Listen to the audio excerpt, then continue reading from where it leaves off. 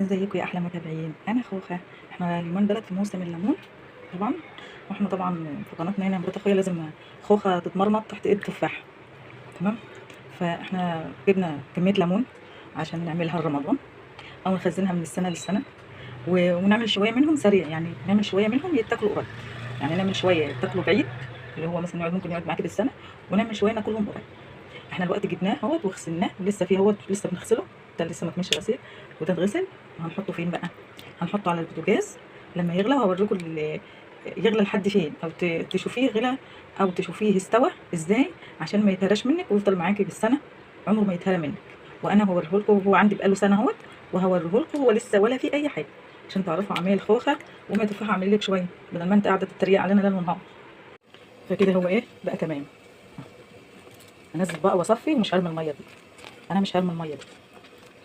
هيبقى مر يا خوخه؟ لا مش هيبقى مر، ده هيبقى جميل، عشان الميه دي اصلا بتحافظ عليه في اخر ليمون. يلا بقى هنفضيه عشان سخن، ونرجع لكم تاني نقول بنعمل فيه ايه. كمان هو بيغلي يا بنات. تمام. اعرف منين ان هو بقى كويس وبقى حلو؟ بتطلعي ليمونه كده على المعلقه وتتك عليه، هتلاقي جلدها طرى شويه كده، يبقى هي تمام. وكمان حاجه كمان، ان هي بدات تفتح من الجنب. شفتوا التفتيحه دي؟ هوريها لكم.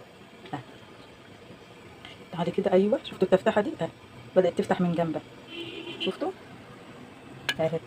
ودي كمان اهي بدات تفتح من جنبها. معلش انا اللي ماسكه التليفون وبصور، انا مش عارفه اجيبها اهي. ودي فتحت اهي من جنب اهي. الليمون اهو يا بنات بعد ما انسلق، شوفوا عامل ازاي، صفت خالص ازاي. انا عايزه التصفيطه دي اهو، بريد خالص اهو. طب ده تعملي ايه بقى يا خوخه؟ ده هعمله يقعد عندي بالسنه لما يبرد وتعبيه، ده يقعد عندك بالسنه. تمام. لو انت بقى عايزاه سريعه تعملي ازاي؟ خليكي بس معايا لاخر الفيديو. دي شطه بارده، ده شطه بارده، وحاطه شطه عليها برضه، شطه ايه حاره، يبقى بارده، شطه بارده وشطه حاره. ولو عندك قرون شطه اللي هي الخضره دي حطي برضه، بس انا ما كنتش جبت، فايه انا ببقى احط عليها، فانا ما كنتش جبت. تمام. شوفي منظر الليمون. هنقلب بقى الشطه دي في كله كده، نجيب الطبق من فوق لتحت كده اهو، ايه قلبه كويس. وبعدين دي البرطمانات اهي، البرطمانات هنعقمها الاول بخل او بميه سخنه، وبعدين نرص فيها الليمون. وديت ميه الليمون بس برده، بس برده، عشان هتقعد معايا سنه كامله، ما يجرالهاش حاجه. خليكم بس معايا بس كده لاخر الفيديو، وانا هقول لكم السريع من غير مراره هيبقى ازاي. اهو احنا كده هنعبي اهو. البرطمان ده بياخد كيلو ليمون. تك بقى عليه كده عشان ما تسيبش فراغات، عشان يفضل زي ما هو اهو. فهنسيبه ونحط على وشه زيت ايه برطمان، ونقفله. وهنوريكم برضو الخطوات، خليكي برضو معايا عشان اقول لك ده اللي مش سريع، ده يقعد معاكي بالسنه. السريع بقى لو عايزه تاكليه بعد 20 يوم، خليكي معايا لاخر الفيديو وانا هقول لك تعملي فيه ايه. هاتي يا قطه يلا كمان برطمانات. ماشي خلصي. افتحي يا قطه، هاتي شطور. ما انا اهو هنعمل اهو خلاص كده اهو.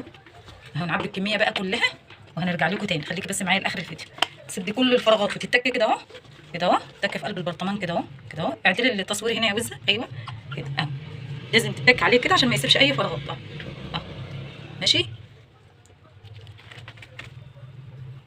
احنا قلبنا الملح والميه في الطبق اللي احنا خالطين فيه، ليه بقى؟ عشان الشطه دي كان باقي شطه في قلب الطبق، فقلت بدل ما اعمله في طبق تاني احط الميه واحط الملح، وتدوقي ميه الملح شوفيها عامله ازاي. ما تخليهاش دلع، ما تخليهاش حاجه وسط، عشان انت هتقعدي الليمون ده سنه، فلازم يبقى ايه حاجه وسط كده. شفتوا شطه؟ ما هنش عليها طبعا ان انا اسيبها. وهنملى بقى البرطمان هنا.